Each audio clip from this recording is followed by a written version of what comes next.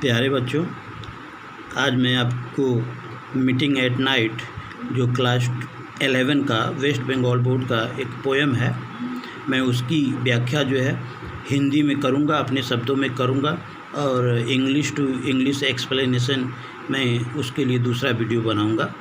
तो ये meeting at night जो चैप्टर है, ये एक जो है रॉबर्ट ब्राउनिंग इसके जो है पोएट हैं, जो एक विक्टोरियन पोएट हैं और जिनका जन्म जो है वह 7 मई और 1812 ईस्वी में हुआ था और 12 दिसंबर 1889 को वे मर गए। एक बात और मैं यहाँ आप सभी को बताना चाहूँगा कि ये मीटिंग एट नाइट जो 1845 में पब्लिश हुआ था, ऐसा माना जाता है। इसका ओरिजिनल नाम जो है वह मीटिंग एट नाइट नहीं था, बल्कि उसका नाम था नाइट एंड मॉर्निंग। लेकिन फिर बाद में उसको जो है 2 भागों में बांट दिया गया। पहला भाग का नाम हो गया मीटिंग एट नाइट जो आपके सामने है, और दूसरा भाग का नाम था पार्टिंग एट मॉर्निंग, PART माने मॉर्निंग में जाना।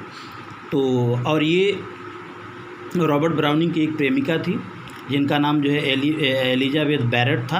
वह खुद जो है एक बहुत बड़ी पोएटिस थी, उसी से जो है ये प्रेम करते थे। लेकिन पोएटिस माने एलिजाबेथ बैरेट के पिताजी इसके खिलाफ थे। तो पोएट रॉबर्ट ब्राउनिंग जो है, ऐसा माना जाता है कि रात के समय अपनी प्रेमिका से मिलने के लिए जाते हैं। उसी का जो है इसमें वर्णन बड़े अच्छे से जो है पोएट जो है करता है। और यह जो है 2 स्टांजा में लिखी गई है, 6 स्टांजा का 12 लाइन है। इसकी व्याख्या मैं करूँगा। आज आपसे यह रिक्वेस्ट है कि आप लोग जो है बुक को सामने रख लीजिए ताकि समझने और समझाने में कोई प्रॉब्लम न हो। The grey sea and the long black land. Robert Browning जब अपनी प्रेमिका से मिलने के लिए रात में जाते हैं तो उस समय का दृश्य जो है कैसा था, पहले स्टांजा में अपने अनुभव को बताएंगे और दूसरे स्टांजा में जब अपनी प्रेमिका से मिलते हैं वहाँ पे उनकी खुशी जाहिर होगी। तो जो दृश्य जो है पोएट देखता है, रॉबर्ट ब्राउनिंग देखते हैं, उस दृश्य का वर्णन करते हैं। द ग्रे सी, अब सी कैसा था, समंदर कैसा था भाई, वो नाव से जाते हैं, समुंदर को माने नाव को उस पार करके जाते हैं। द ग्रे सी, ग्रे माने भूरा यहाँ पे, लेकिन यहाँ डल होगा। सी कैसा था, समंदर कैसा था, यहाँ पे डल था। And the long black land, क्योंकि यहाँ पे ब्लैक है तो इससे सिद्ध हो जाता है कि रात का समय है। और समंदर के अगल बगल में, नदी के अगल जो भी है, नदी के अगल बगल में, समंदर के अगल बगल में जो लैंड थे वे कैसे दिख रहे थे, ब्लैक और लॉन्ग, बहुत लंबे से बहुत दूर तक फैले हुए थे। कहने का मतलब ये है कि पोएट रॉबर्ट ब्राउनिंग जब अपनी प्रेमिका से मिलने के लिए नाव के द्वारा जब समंदर में जाते हैं तो उनको लगता है कि समंदर जो है वह ग्रे कलर का है, और जब चारों तरफ देखते हैं तो लैंड जो है वह ब्लैक और लंबे लंबे दिखाई दे रहे थे। Come to the point. And the yellow half moon, और जब कवि ऊपर देखता है हाफ मून तो उनको क्या दिखाई देता है कि येलो माने पीला, हाफ मून माने आधा चाँद, लार्ज माने बड़ा, लो माने धीमा, मतलब तो कहने का मतलब ये है कि जब कभी ऊपर दिखता है चाँद की तरफ तो चाँद जो है वह थोड़ा सा हाफ माने आधा दिखाई दे रहा था। और कैसा था, थोड़ा सा, ठीक है, और उसमें से पीली पीली धुंधली माने रोशनी आ रही थी। लार्ज एंड लो, भाई चाँद है तो हम लोगों से थोड़ा सा बड़ा ही होगा, माने ये थोड़ा सा नज़दीक में हाफ, और थोड़ा सा इसमें से हल्की हल्की रोशनी आ रही थी। And the startled little waves that leap, और देखो कब पोएट का माने पोएम ऐसी चीज़ होती है कि अगर लाइन बाय लाइन उसे समझने का प्रयास करेंगे तो ब्रह्मा भी नहीं समझा पाएगा। उसमें 2-4 लाइन पंक्तियाँ अपने आप से जोड़नी पड़ती हैं। जैसे इसमें ये नहीं लिखा है कि जब वह नाव चलाता है, लेकिन आगे क्या है, एंड द स्टार्टलेट का मतलब होता है अचानक से चौंक जाना। लिटिल वेव्स मतलब लहरें, दैट लीप मतलब उछलना। कहने का मतलब ये है कि जैसे ही समंदर में कवि अपनी नाव को चलाता है तो समंदर में से जो है वह लहरें जो है अचानक उछलने लगती है। मतलब नाव जब चलेगा तो लहरें अचानक जो है वह बनने लगती हैं, ठीक है। इन फियरी रिंगलेट्स मतलब गोल गोल लहरें, और फियरी मतलब ऐसा लगता है, ठीक है, ऐसा लगता है कि जब कवि जो है, मैंने ऐसा बोला जाता है कि जब कवि जो है रात में अपनी प्रेमिका से मिलने के लिए जाता है तो उसके हाथ में एक लालटेन था। जब लालटेन का रोशनी जो है जब उन रिंगलेट्स गोल गोल लहरों पर पड़ता है तो वह जो है ऐसा लगता है कि मानो वो आग का गोला हो। फ्रॉम देयर स्लीप, और यहाँ पे याद रखो कि ऐसा लगता हो कि वो मानो अपने नींद से जाग गए हों। दोनों लाइन का मेरे शब्दों में समझो कि रात के समय समंदर का किनारा जो है, कोई लहर उसमें नहीं उठ रही थी, लेकिन जैसे ही कवि ने उसमें जो है नाव अपनी चलानी चालू की तो समंदर जो शांत था अचानक उसमें से लहरें जो है उठ गई। ऐसा लगता हो कि लहरें जो है चौंक गई, और जो है लालटेन के प्रकाश में वह लहरें जो है वह रिंगलेट जैसी गोल गोल दिखाई दे रही थी। कवि को ऐसा लगता हो कि माने लहरें जो हैं वह अपने निद्रा से, अपने स्लीप से वह जाग गई हों। भाई कोई भी व्यक्ति सो रहा है तो अगर उसको अचानक जगा दो तो वह चौंक ही जाएगा। तो यहाँ पे पर्सनिफाई कर दिया है कवि। As I gain the cove, cove का मतलब ये होता है ना कि जब समंदर में होता है कि इस टाइप का कुछ बना रहता है, इसी के बीच में जो है वह पोएट जो है वह जा रहा है समंदर इस पार से उस पार। एज आई गेन माने प्राप्त करना, as I gain the cove माने जब वह जो है गुफा के द्वारा जो है माने गुफाओं से जो है वह समंदर को माने पार कर रहा था। विथ पुशिंग प्रो, पुशिंग माने धक्का देना, प्रो माने नाव का अगले भाग का हिस्सा जो नुकीला होता है। माने क्या बोलता है कि कवि जो है अपने नाव को जो है चप्पू से चलाता हुआ कोव माने गुफाओं से गुजर रहा है। भाई कल्पना आपको करनी पड़ेगी, क्योंकि चाहे कविता हो चाहे पोएम हो, बिना कल्पना के बेटा ये लिटरेचर है वो कुछ संभव है ही नहीं।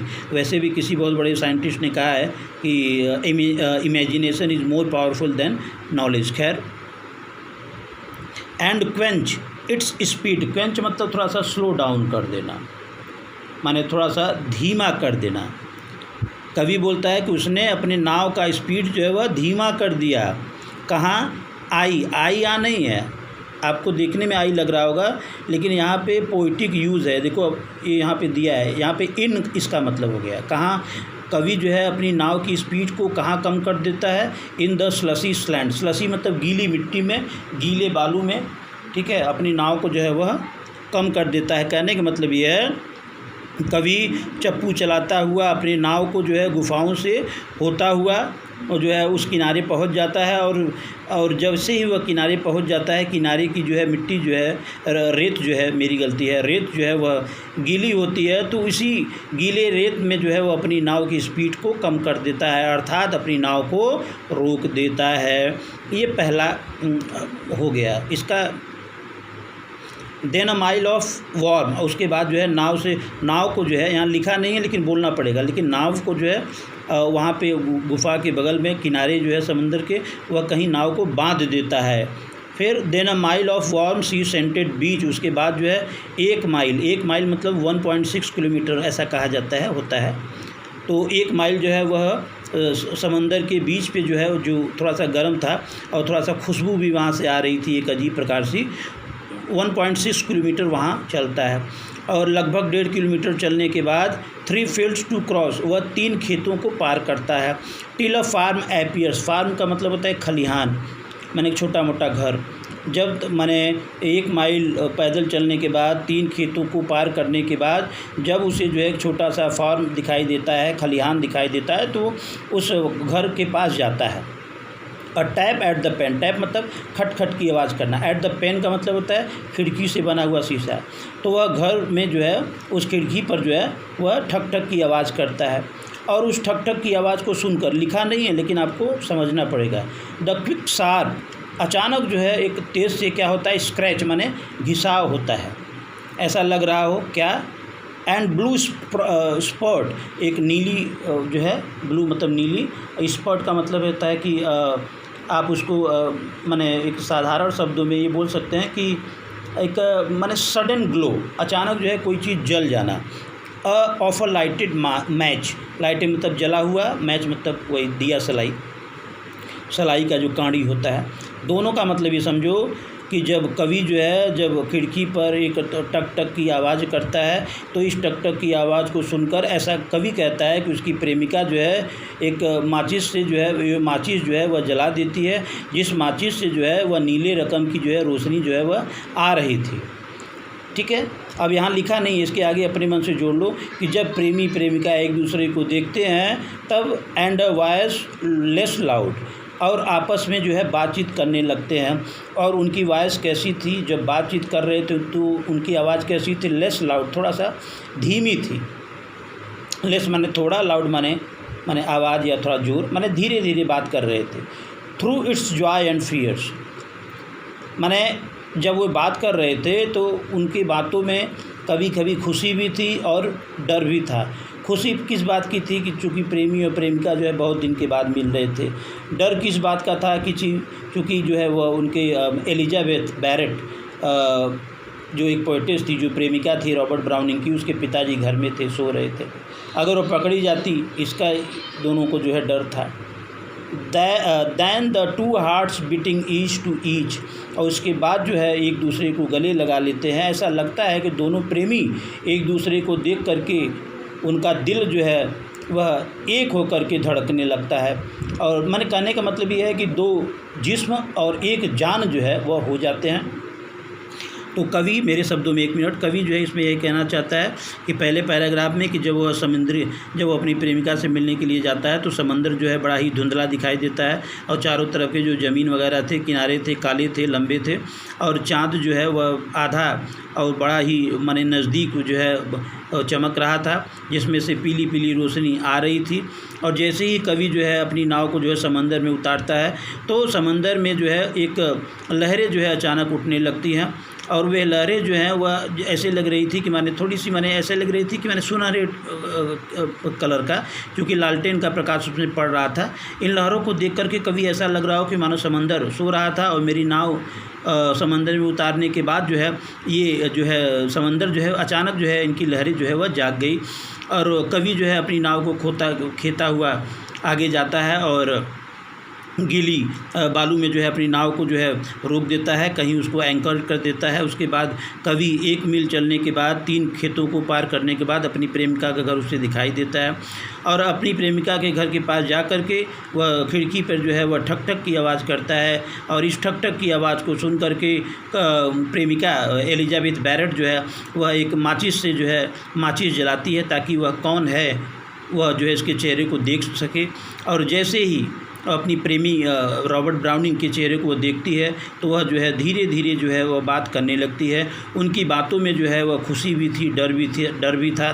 खुशी इस बात की कि बहुत दिनों के बाद मुलाकात हो रही है, और डर इस बात का कि पकड़े जाने का, और उसके बाद जो है दोनों प्रेमी प्रेमिका 2 जिस्म एक जान हो जाते हैं। बच्चों, आशा है आपको पसंद आया होगा।